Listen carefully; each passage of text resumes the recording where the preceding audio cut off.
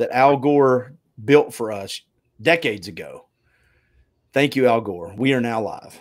What's up, Eric Buchanan? How are you, Clint? Good to see you this morning. I'm good, and let's do a little clarification. I'm on my phone right now checking it to make sure. Yeah, we are live. I'm going to share this real quick to some stuff, so we're good to go. But you were scheduled to join the event thing I did this morning, and I had two of you had some technical issues. John Ballinger was traveling, and you kind of had some stuff with connectivity, and I didn't have Chrome on my computer at home, and I'm sorry. I thought regular Google would handle it or something. No, you're good. It's like technology from back in the 1900s. I'm sorry. Well, I sent a pigeon with some messages, and it took a while for the pigeons to get there, the messenger pigeons. But two things. I want to talk to you in the next 10 to 15 minutes about processes. I'm touching my face. Is that okay at home? It's okay. Here, I'll do this. Let's make it good. I want to talk to you about processes because I know the company you built as an attorney in a law practice. You focus in on processes. You know how important they are. And then, we may touch on some stuff that's not processes, like how great rugby is. We may talk about rugby. You never know. It's a mystery. It is a mystery. Tell everybody real quick, give them the 30-second sketch of what you do and kind of walk them through your education, how you got there. Sure. So our firm here in Chattanooga, Tennessee represents people all over the United States who have been denied disability insurance benefits, whether they got them privately or through a group policy at work. We also occasionally do some other work-related insurance benefits like life insurance and health insurance. We sometimes will do some other insurance cases related to that, something like long-term care. We've done some of those cases, but the majority of what we do is helping people who were responsible, went out and bought a disability insurance policy or had that coverage through work, become disabled, something horrible happens to them, and they can't work anymore, and the insurance company then should pay them benefits, should keep their promise, and doesn't. So we help get those benefits paid. The way I got into that is my quick history. I grew up here in Chattanooga on Signal Mountain, went to Red Bank High School, went to the Virginia Military Institute for college, went to the Navy for 5 years, then went to law school at Washington and Lee, then worked for my dad, Dale Buchanan. After all, it's your money, if you remember the old commercials. Yes. For about 6 years, and I helped him doing Social Security cases, and along the way, we had some clients who had long-term disability insurance issues. They were being told they weren't disabled both by Social Security and by insurance companies, and so I started working on those cases and eventually started my own firm in 2003. We now have, including me, 6 attorneys, with a 7th attorney who's just now graduating from law school and is taking the bar this summer. So hopefully she will be our 7th attorney. Wow. And how many people, how many support staff? Because you got 7 attorneys, or 6 since one coming. So the new attorney coming on board will make our total number of employees 15, I believe. Wow. I'm doing the math right in my head. I'm wearing my socks, so I'm a little confused when I got past 10. You can't get past it. Well played. And what position did you play in rugby? That's the main question. Were you a wing? Did you play wing? Yeah, I was the 280-pound winger out there. No, I played second row when they let me, and prop when they wouldn't, but I still wanted to go play. Hey, there's Jonah Lomu's out there. I know he's passed away, but there's big wings out there. They cause havoc on the field. All right, so I wish I was 40 again and could keep playing. Oh God, I miss it. I went to Camp Jordan and walked yesterday. I walked one time around. It's a little over 2 miles, right at 2 miles. And the first mile, my hips felt like, and I try to work out every day, but just walking, my hips felt, I could feel the fascia, the sleeve that's around the muscle just tearing. Finally, the second mile, I felt loose, and I thought it shouldn't take you a mile to feel like you can walk a mile. It shouldn't take you that long. But it does. Yeah, it does. I invited you on earlier to talk about something a little more specific. And the reason is I know you have built your company and you're super focused on processes. Have you always been that way, or did you start your business and then kind of come to that realization after you started developing things? So I've been that way. Maybe that started when I was a naval aviator. And maybe one of the epiphanies I had early on when I was standing watch as a ensign or lieutenant junior grade, and they made me do the watch where you work in the office at the squadron hangar overnight while there's actual flight operations going on. And there's this book line there with the standing operator procedures.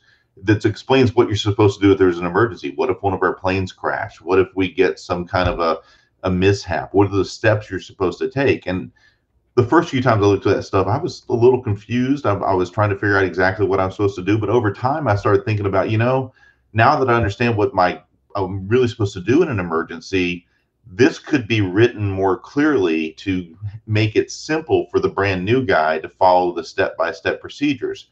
And I started thinking more and more as I went through life that there are things that we do in business. There's things that we do in those kind of settings. Working as an officer in the Navy, I was later a legal officer. Then I was also the division officer in charge of all the guys working on the line, the guys who are actually out there parking the planes and wearing the yellow vests and with the batons in their hands and the safety procedures they had to follow. What are the ways you can make it simple for the new person to really understand what their job is and to understand how to do their job and make fewer mistakes? And how can you clearly explain that? And I kind of had the epiphany back then that once you really understand how it works, you forget how to explain it to somebody who hasn't learned how to do it yet. How can you make it simple? What are the procedures you can set up? And I think that's one of the things I bring to the table is in my thought process. How would I teach somebody else doing this right behind me? What are the ways I can do that? And that's really a big part of what I brought into my law firm. How many different ways can we train people early on and explain to them you don't have to totally understand the big picture the first time to get this right if you follow these steps, but I want to make it simple for you to follow the steps, and then you'll learn the big picture and why we're doing those steps. Well, and the one thing I wrote down while you were talking is you have to take things, and I'm putting myself in your shoes, which is always great, being the attorney that I am. You have to take things in your world that you have learned to understand. You've gone to school. When you speak insurance and attorney, I said it 1,000 times, it's a different language almost. There's different expectations. But you have to take that and now translate what your needs and expectations are, not only to your clients, but to your support staff and to the other attorneys who speak your language, but they know how to use it, like verbal jujitsu. And so when you have these processes internally you're trying to put together, I think it's a great analogy what you're talking about as far as when you were in the military, is because I've got to take this, put it in a way where Clint Powell can understand it if he works for me. Because at the end of the day, there has to be an outcome to the process. And when I say processes, you jump in and tell me if I'm wrong. I'm talking about not only your marketing and your sales, but your communication with clients, how you communicate and talk with employees, your money, finances. There's all these things that I don't think we understand really are systems in themselves. So as you have grown, have you added to the systems you're using? What mistakes have you made? Have you made them too complicated, too simple? So one of the most fundamental things is we're always adding new systems. I'm a firm believer in that it's never good enough, that the Deming management method, for those who have studied that, it's the idea of continual improvement. You're always trying to get better. It's never perfect. Assume there's some way you can fix stuff. If it's not broken, don't fix it is not good advice, because somebody else out there is trying to figure out a better way to do it while you're sitting down and not improving. So we're always looking for better ways to do processes and procedures.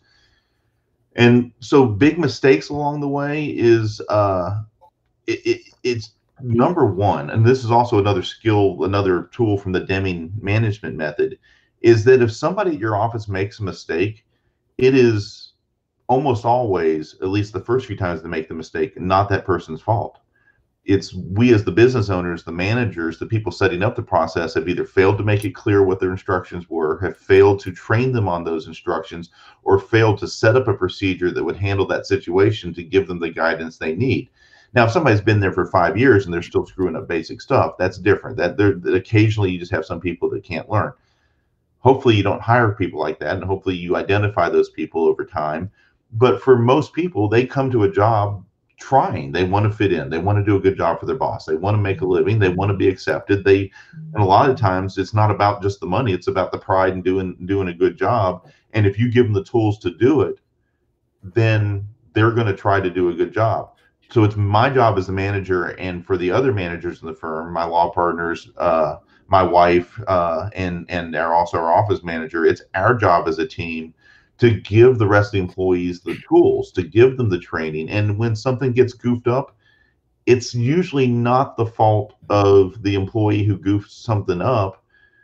It's my fault for not making sure that they were trained and had the process. Now, if they violate a procedure because they took a shortcut and they've been doing it for a while and knew better, then that's where we need to have some other form of counseling.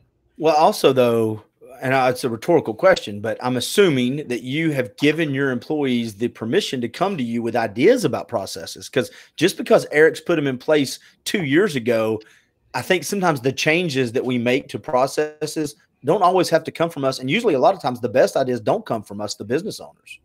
That's exactly right. And Clint, you just given another point of the Deming management method is that the systems and procedures should actually go from the bottom up. That one of his things that he advised big companies is when you're developing your processes and procedures, go down to the assembly line, go down to the factory floor and talk to those people and get their information and empower them to tell the management, hey, this is how we can do our job better. That's kind of one of the fundamental things that helps them figure out the best procedures. The thing that when you said that bottom up, I agree with, but there also is this thing called reality.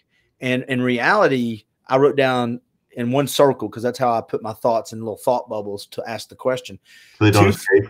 Yes. And I use color crayons and magic markers. It's fun. It's fun. But too few voices and then too many voices, because I would assume I'm the business owner and I'm asking my 10 employees for their input, and I get it. And there's a difference between, and I don't know how to word this, there's a difference between giving permission and then somehow making them feel like at the end of the day, though, it's still your responsibility. I like the word empowered. We're empowering them to take ownership of their job, of their tasks, but that also means it's a two-way responsibility. If there's 10 people who do that job in the business and they all have ideas how to do it better, I want them to all offer their ideas, but then it's the business owner and manager's responsibility to filter those and to get the group to collectively agree these are the best procedures, and then everybody buys into them. But if they feel like something can be done better, they should feel empowered to come forward and say, you know what, we've been trying this for a few months, and here's the one thing we could do better again. And that's that constant continual improvement. Always ask, did we do it right? So kind of that step is getting the involvement from the people actually doing the job, getting their advice, empowering them to feel like that they should be giving feedback on how to do their jobs better, help organize that in a way that everybody can do stuff better, and then continue to look for ways to make it better over time, constantly trying to improve. I mentioned this earlier when we did the other big event, that people track calories and people track money and people track a bunch of stuff, but very few of us track our time. And I found that tracking time and processes kind of go hand in hand. In other words, and again, please jump in if I'm wrong, I would assume when you start talking about processes, you actually start with, okay, this is what we want to have at the end of this process. Now let's reverse engineer it. How do we get there in as few steps and as simple as possible? But I don't think that starts. I don't think you can have that conversation unless you're tracking the current system or lack of. Like, in other words, until somebody sits down and knows what they eat, they can't know how many calories they're taking in. Until somebody sits down and goes, okay, how did currently a customer come from point A to spending money with us? How does that happen? A lot of people don't track that time. They don't track where the opportunities are. Did you have to do a lot of that? So there's two levels to that. There's the tracking of your time, and let me put it this way. Plaintiffs' attorneys, people who do what I do, typically charge our clients a percentage of the money that we recover for them. So in theory, we're never going to bill somebody, or we rarely bill somebody for the hours that we work.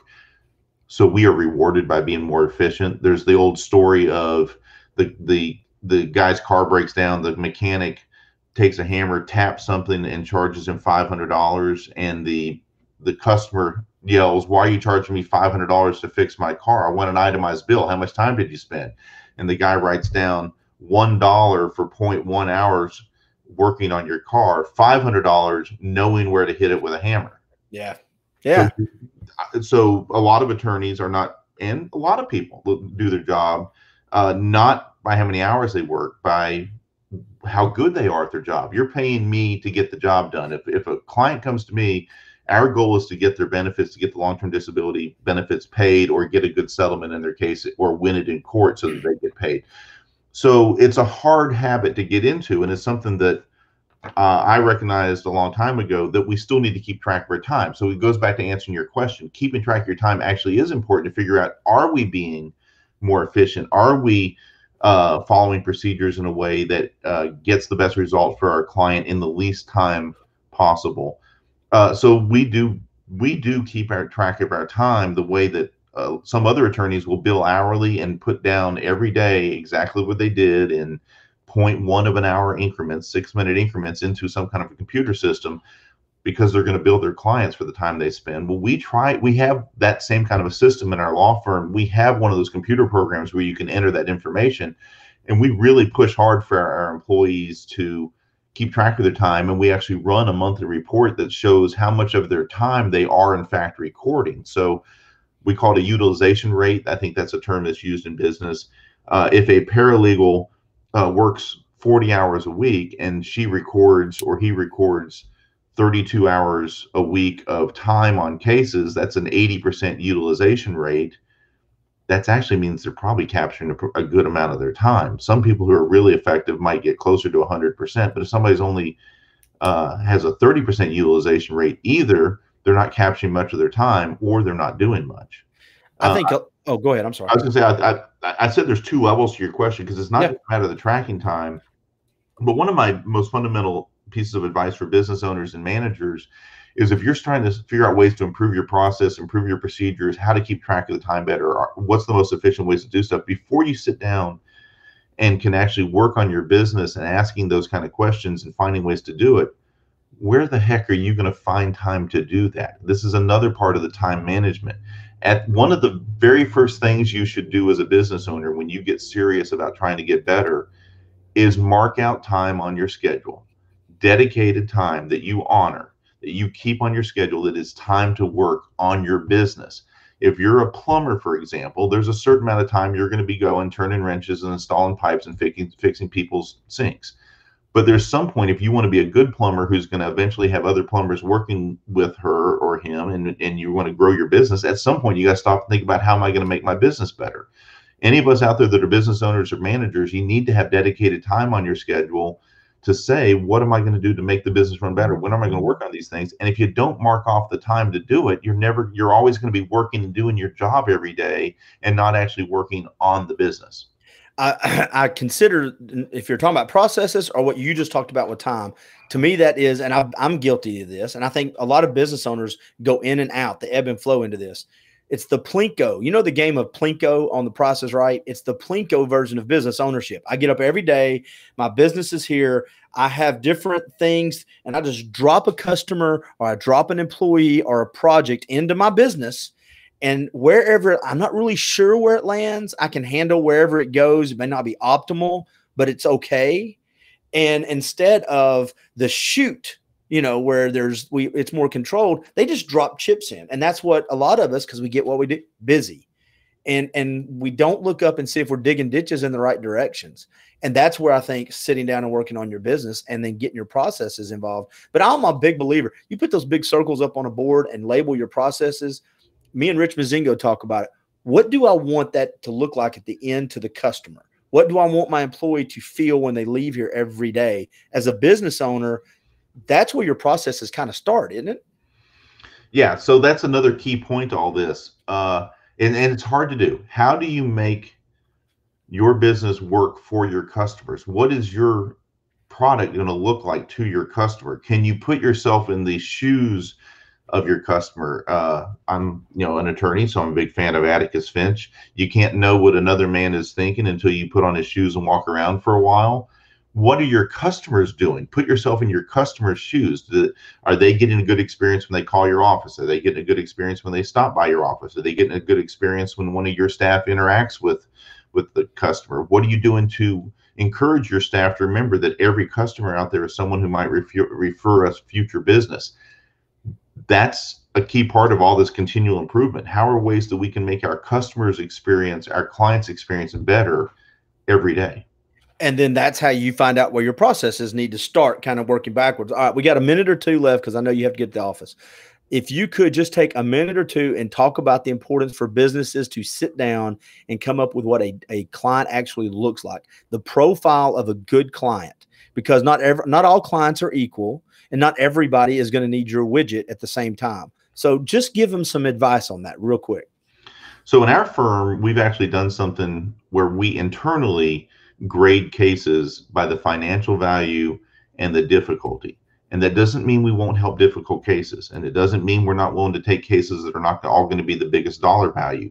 What it does mean is we're able to identify those cases that are just not going to be productive. Unfortunately, in our business, I'll give you a specific example. With long-term disability insurance, most of the people get paid 60% of what they were making before they became disabled. But if they win their Social Security benefits, the insurance company is allowed to offset for that.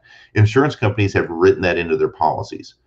So unfortunately, one of the first things we need to figure out about somebody's case, even before we figure out if they're disabled or not, is how much are their monthly benefits supposed to be? How much is their Social Security supposed to be? And if you subtract the Social Security from the monthly benefits, and the end result of that is $100 a month or less, or some ridiculously low number, then their long-term disability case cannot make any sense to work on. So coming out the gate, you've got to have a way of screening your customers to determine which ones are going to be the good cases. We call it an intake matrix, where you compare the quality of the case and the financial value of the case, and you want to have both of them be as good as possible, but you also need to have a bottom line where if one's not so good, it's not worth so much, and the facts aren't so good. We just have to tell that person maybe that's not a case that they have a good case for an attorney to take their case to court on. But and the other reason I think it's important to know what your client looks like, I've done, I don't know, a couple hundred seminars over the last 8 years, and I ask that question, and it's amazing when business owners say, well, it's anybody that's wanting to buy a house, or it's anybody that's wanting to buy a car. And that's not true. They've not sat down and gone, well, my typical client is this age range. They make this much money. And you're not being judgmental. You're basing it off facts so you can better spend your money on the marketing. Because if I know where the fish are, if I know what the fish looks like, then I can use the right bait. I can use the right marketing message. I can help them better. So I would encourage people down the road, if you're ever wanting to take somebody to lunch and buy their lunch, don't make him buy your lunch, buy his lunch.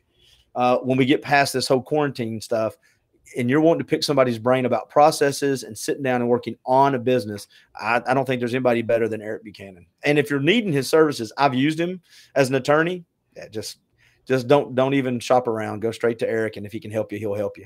I appreciate that, Glenn. I can't wait till you and I get to have lunch together. It's been too long, and we need to get out of the house, and we'll get through this. Oh yeah, we'll do it. We'll go back to hitting heavy bags and stuff. We'll do all that too. I'm looking forward to that too. All right, do me a favor, because I know you got to get to another meeting. I hope you stay safe and healthy, and I appreciate you going through the frustrations technically behind the scenes to get on with me today, man. Well, it worked now. We're good. That's right. See you, buddy. Thanks, Clint. See you. Bye. Bye.